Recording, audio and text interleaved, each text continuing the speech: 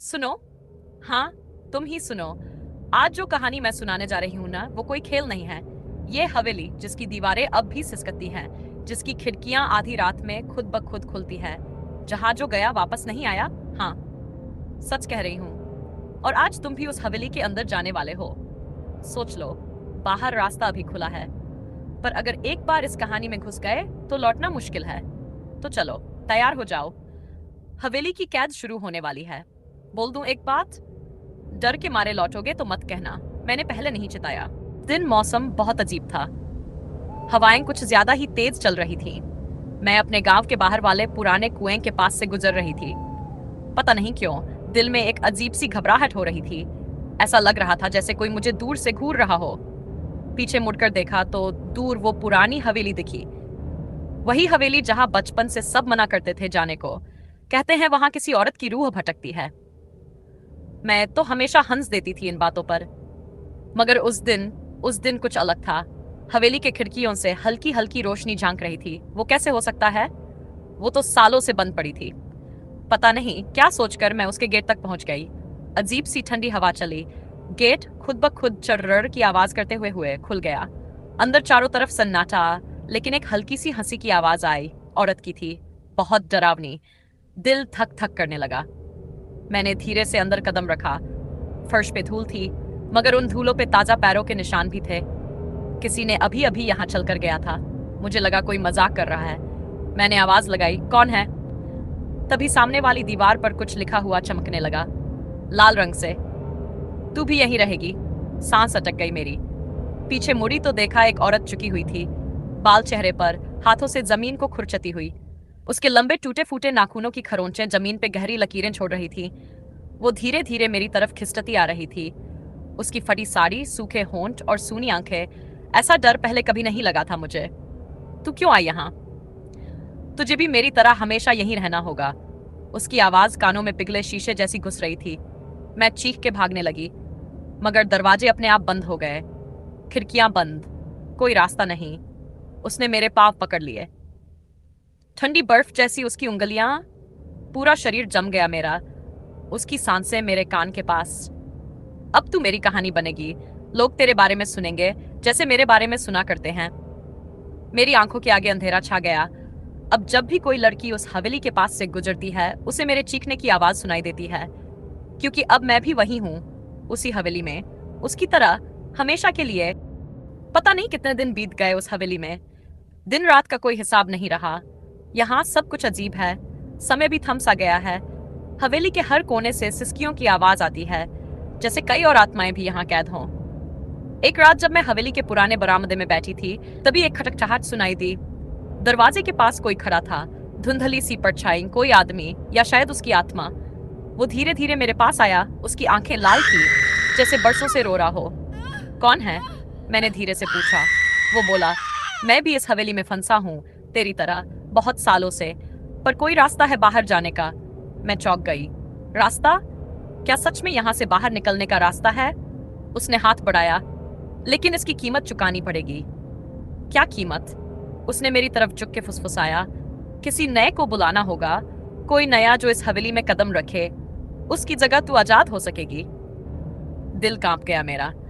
मतलब अब मुझे भी किसी को धोखे से यहाँ बुलाना होगा, जैसे कभी किसी ने मुझे बुलाया था। तभी पीछे से वही डरावनी औरत की आवाज आई, तू भाग नहीं सकती, ये हवेली तेरा घर है अब। मैं डर के मारे पलटी तो वो सामने खड़ी थी, बाल बिखरे, होंठों पे अजीब सी मुस्कान। किसी को भी ले आ, पर अब इस हवेली से यूं ही बाहर नहीं जा सकेगी। मैं कांपती रही, मन में सवालों का तूफान। क्या सच में मैं किसी बेगुनाह को यहाँ लाकर खुद बच सकती हूँ, या हमेशा के लिए ऐसी सरी गली हवेली में रहूंगी?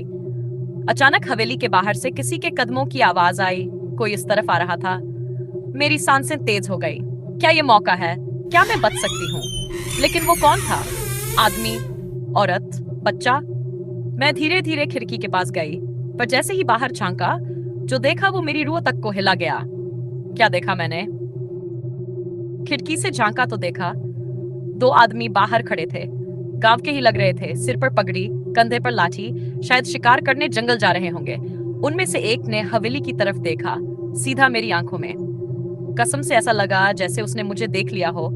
मेरी सूनी आंखें, मेरे बाल, वो एक पल को ठिठका। दूसरे ने खींचकर बोला, चल, यहाँ कोई नहीं रहता, ये हवेली तो भूतों की है। मगर वो नहीं हिला, ऐसे घूरता रहा जैसे मेरा चेहरा देख रहा हो। पीछे से फिर उसकी आवाज आई, वो चुड़ैल, यही है वो दो, जिनमें से एक को तू अंदर बुला सकती है। कर जल्दी, नहीं तो मौका चला जाएगा। मेरे मन में हलचल मच गई। क्या सच में? क्या मैं उनमें से किसी को अंदर बुलाऊं? क्या मैं भी वैसी ही बन जाऊं जैसी ये चुड़ैल थी? वो आदमी अब दरवाजे के पास आ गया था।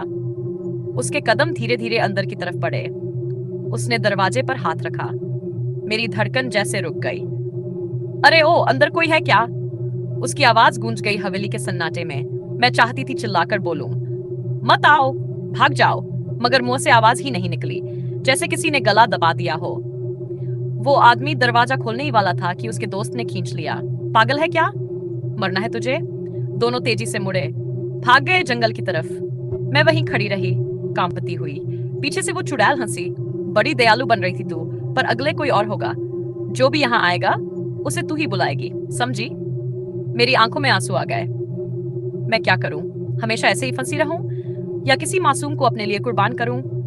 तभी हवेली की पुरानी घड़ी खुद खुद बजी। 12 की गूंज सुनाई दी और दरवाजा धीरे धीरे अपने आप खुल गया। बाहर कोई खड़ा था, साया सा। कौन है ये? कोई नया शिकार या मेरी मुक्ति का रास्ता?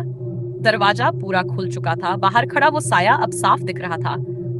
कोई जवान लड़की थी, शायद गांव खिलकी, गुलाबी सलवार कुर्ता, उलझे बाल, आंखों में हैरानी, जैसे भटक के यहाँ आ गई हो। कौन है अंदर? उसने डरते डरते पूछा। मैं अंदर से देख रही थी, चाह रही थी चिल्लाऊं, भाग जा, लौट जा, ये हवेली तेरी कब्र है, पर आवाज जैसे किसी ने छीन ली थी। वो धीरे धीरे अंदर कदम रख रही थी। उसकी चप्पलों की आवाज पूरे सन्नाटे में गूंज रही थी। पीछे से वो चुड़ैल फुसफुसाई, इसी को ले आ, इसी की जगह तुझे मुक्ति मिलेगी। बोल, उसे पुकार, उसे बुला। मैं कांप रही थी, लेकिन मन में कहीं एक आस थी कि शायद वो लड़की खुद ही भाग जाए, पर वो नहीं भागी। सीधी हवेली के बीचों बीच आ गई। चारों तरफ देखा, कोई है यहाँ? उसकी मासूम आवाज सुन के दिल और बैठ गया। मैं भटक गई हूँ, मेरी माँ मिल नहीं रही। वो बड़बड़ा रही थी। पीछे चुड़ैल हंसी। अब बोल, बुला उसे अपने पास, उसे पकड़, तभी तू आजाद होगी। मेरा शरीर अपने आप उसके पास जाने लगा, जैसे किसी अदृश्य ताकत ने धक्का दे दिया हो।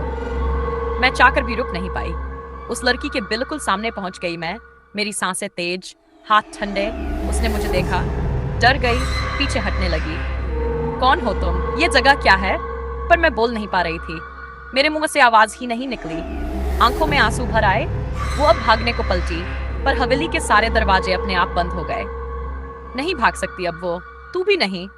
चुड़ैल की हंसी हवेली में गूंज उठी। लड़की जोर जोर से चीखने लगी, छोड़ दो मुझे, कोई है क्या यहाँ? बचाओ।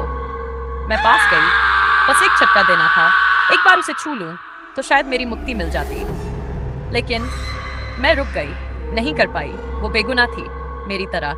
तभी चुड़ैल गुस्से से चिल्लाई, तू करेगी या मैं?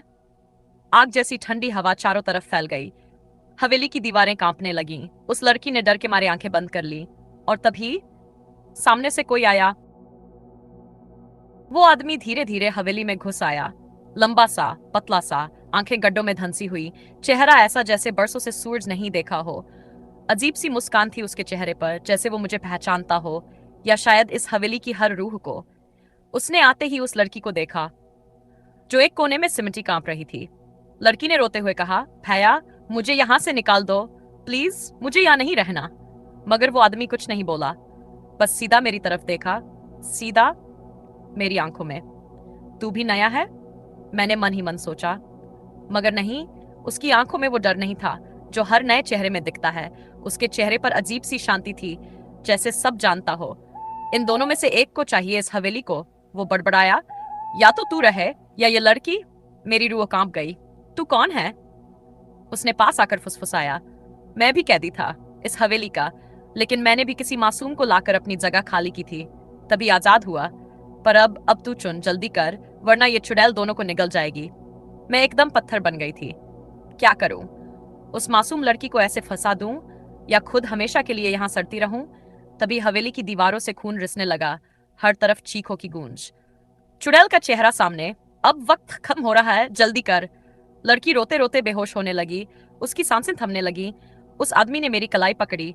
बस एक धक्का दे इस बच्ची को, हवेली उसे पकड़ लेगी और तू आजाद। मगर तभी कुछ हुआ। उस लड़की ने आंखें खोली, मगर उसकी आंखों में डर नहीं था, बल्कि अजीब सी चमक थी। उसने उठकर सीधे मेरी तरफ देखा और मुस्कुराई। अब तू फंसी है बहन, असली शिकार तू थी। मेरी सांसें रुक गई। वो लड़की इंसान नहीं थी, वो खुद इस हवेली की पुरानी रूह थी, चुड़ैल की असली आत्मा, जो इंसान का रूप धर के आई थी मुझे धोखा देने। अब तू मेरी जगह इस हवेली की रखवाली करेगी। मेरा पूरा शरीर बर्फ जैसा ठंडा हो गया। मैं चीखना चाही, मगर आवाज ही नहीं निकली। उस आदमी ने भी धीरे से मुस्कुराकर कहा, तू भी अब हमारे जैसा बन गई, बधाई हो। दरवाजे फिर से खुल गए, पर इस बार मैं नहीं जा सकती थी। अब मैं इस हवेली की रूह बन चुकी थी और बाहर से कोई नया शिकार हवेली की तरफ आ रहा था। दरवाजे फिर से खुले, मगर इस बार मैं नहीं जा सकती थी। अब मैं इस सरी गली हवेली की नई रखवाली करने वाली थी।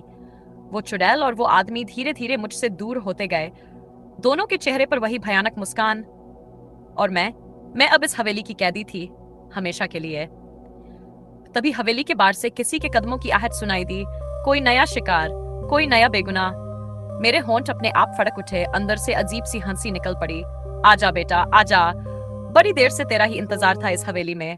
अब तू भी यहीं सरेगा, हड्डी हड्डी गल जाएगी तेरी। बाय बाय टेकर। हवेली की कैद समाप्त।